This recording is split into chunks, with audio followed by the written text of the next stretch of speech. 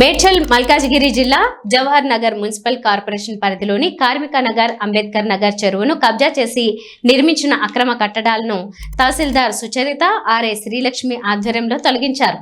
ఈ సందర్భంగా ఎంఆర్ఓ మాట్లాడుతూ కొందరు వ్యక్తులు చెరువులను, ప్రభుత్వ భూములను కబ్జా చేసి పేదలకు విక్రయిస్తున్నారని, వారిని నమ్మి ప్రజలు మోసపోవద్దని, ఇప్పటికే అటువంటి వారిపై 20 కేసులు నమోదు చేశామని, ప్రభుత్వ భూములను కబ్జా చేస్తే ఎంతటి వారినైనా ఉపేక్షించేది లేదని హెచ్చరించారు. చెప్పండి, అమ్మవాళ్ళు ఇక్కడ ఏం చేశారు? ఈరోజు ఇందిరమ్మ చెరువు జవహర్ నగర్లో ఉన్న చెరువు దగ్గరికి కంప్లైంట్ మీద రావడం జరిగింది. యాక్చువల్గా ఇక్కడ రూములు ఇంతకుముందే ఓల్డ్ రూములు చాలా FTL పరిధిలో, బఫర్ జోన్ పరిధిలో కట్టడం జరిగింది.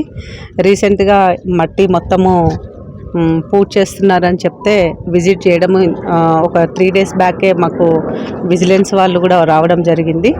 వాళ్ళతోని మేము ఎంక్వైరీ చేసినప్పుడు ఇక్కడ బాలరాజ్ అనే వ్యక్తి ఇక్కడ అందరికీ మోసం చేసి ప్లాట్లు అమ్ముతున్నట్టుగా తెలిసింది.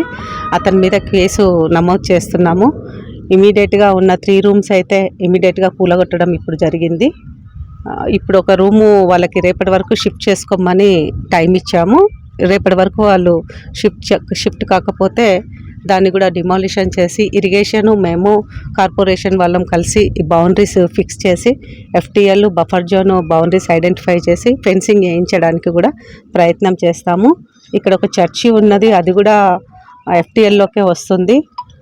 దీన్ని నెక్స్ట్ 2 డేస్లో దాని మీద మా కమిటీ మొత్తము నిర్ణయం తీసుకొని దాన్ని కూడా తీసివేయడం జరుగుతుంది.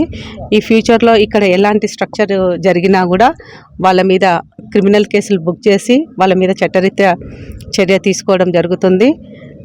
ఈ మెయిన్ చెరువుల మీద ఎవరైతే చెరువులు కానీ, గవర్నమెంట్ ల్యాండ్స్ కానీ ఇకపై ఏ ఒక్కరు ఇల్లీగల్గా ఎంక్రోచ్మెంట్ కానీ, కన్స్ట్రక్షన్స్ కానీ చేయడం జరిగితే మాత్రం వాళ్ళ మీద కేసులు బుక్ చేసి ఇమీడియట్ యాక్షన్ డిమాలిషన్ చేసేసి వాళ్ళ మీద చట్టరీత్యా కేసులు నమోదు చేయడం జరుగుతుంది.